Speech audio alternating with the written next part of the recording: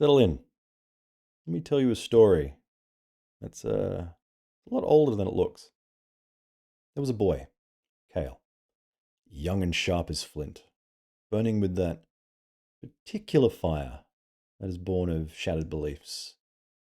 He'd grown up among ruins, broken statues, tattered robes, old words etched into cracked temple walls. The world he knew was built on the bones of one far older, and he was tired. Tired of bowing to ashes. One night, when the moons were out and the sky peeled back like an old wound, Kael climbed to the broken observatory at the mountain's crown. Not to pray, not to listen, but to challenge. The observatory was a ruin of glass and shadow. Once, it had studied the heavens. Now, it echoed with wind and the slow drip of time.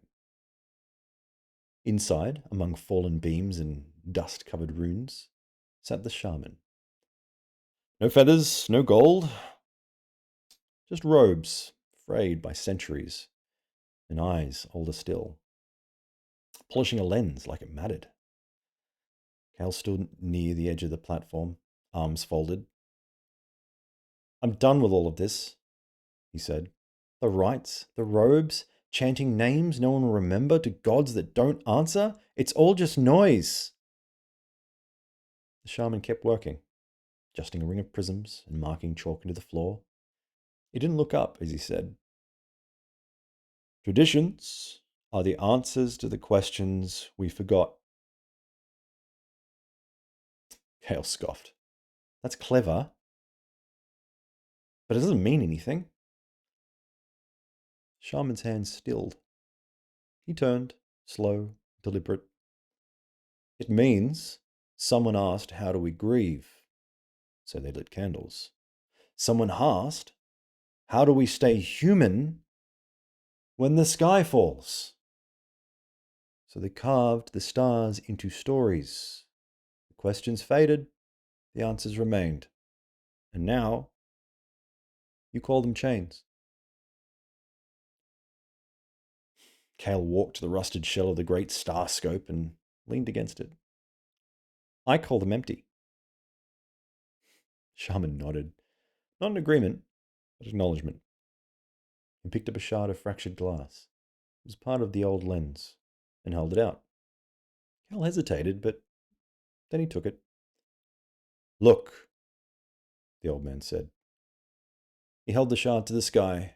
Through it, the stars twisted, fractured, refracted, multiplied.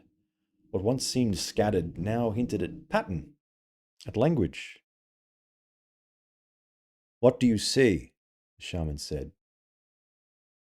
Kael didn't answer right away. Something more? He finally said. Like the light is speaking. The shaman nodded. Without the lens, they're just points in the dark. With it, they become meaning. But it's broken, Kael said, still watching the stars through the jagged edge. So are we, the shaman replied. Kael finally lowered the shard.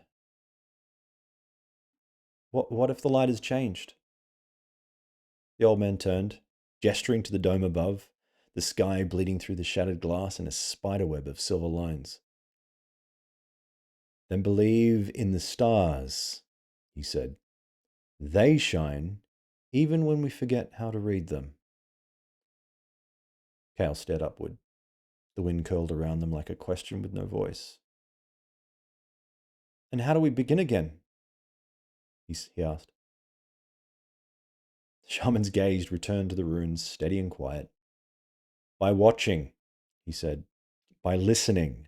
By carrying the answers until the questions return. Kael turned again to the shard in his hand. And if they never do? Shaman smiled. Then let the next ones ask. And let them find your footprints when they do.